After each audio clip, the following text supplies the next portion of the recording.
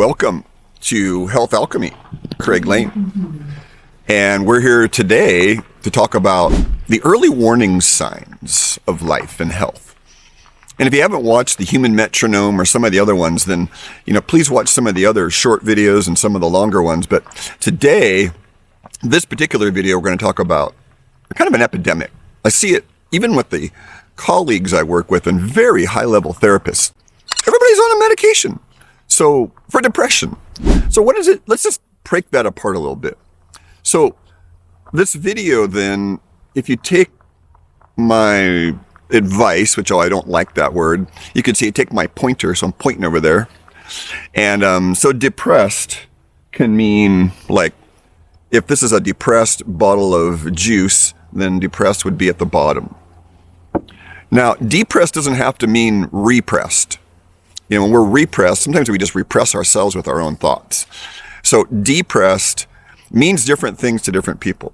So when somebody says I'm depressed and I'm on an antidepressant, then my first question is, what are you doing in your life that's taking you out of alignment with your higher part? And then what aspect are you depressed at? So today, the first step is to identify which of the 5 elements, and we'll go through those. Which of those embodies your depression? So, you could imagine, like, everything comes out of the water. So every world tradition says the water element is the birth of creation. So a water element depression then would be, I don't even have a dream. I'm just stuck. And there was an episode of Seinfeld was the name of the program. And George was the character, and he had lost his job and no girlfriend. And so Jerry asked him, he said, well, what gets you up in the morning? And if you're depressed, nothing will get you up in the morning. But you know what George said was, well, the Sunday paper. So when we want to do something, the word enjoy, E-N-joy, means enjoy, right? And if we're really in the zone, then that's enthusiasm. And that's N-E-N, theos, meaning with the divine, with God. See, our language has the clues, if you will. So when you're depressed, then the worst form of depression is the disempowered form.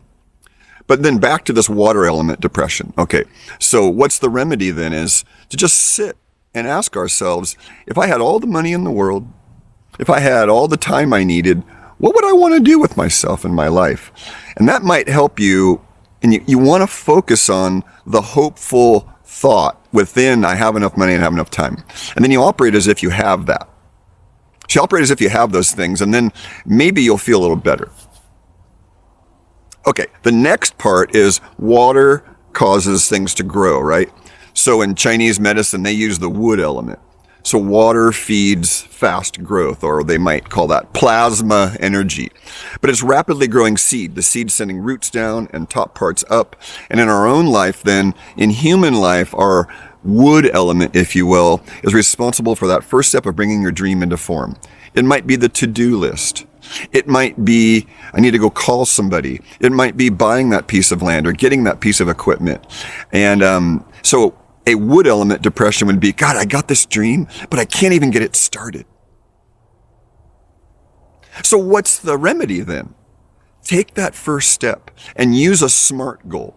It's an acronym. A simple, measurable goal, S and M, an attainable, realistic goal, A and R, and a time-bound goal. So a terrible SMART goal would be, I'm going to make a lot of money. A better SMART goal would be, I'm going to increase my income $1,000 by the end of next month. And then you have someone to hold you accountable. Me, I use my men's group and I use people and colleagues around me, because if I give my word's gold.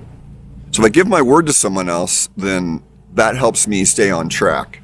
Because I always did well in school with that final exam, that final exam deadline or the study deadline. So that's wood element depression. Next would be, what happens when things that are built of the earth dry, like wood? Well, that's the fire element. So wood feeds fire. And a fire element depression has to do with how we manage our fire element, which is when we bipolar, it means we get too high or manic and we get too low or depressed. So the way that looks then is, I've got a dream and I've got that first step to bring it into form, but then The highs and the lows, the dysregulation of my whole mood and attitude takes me from taking that next step of growing it, of growing my dream. And it doesn't have to be a dream. It could even be just, God, if your heart isn't into what you're doing, then you're going to have some imbalance here. And that's this epidemic of Miller time, and I need a drink after work, and I need to numb out. And if you need those things, you're already down that rabbit hole of disease. Because a person who's lined up with nature and spirituality generally doesn't need those things.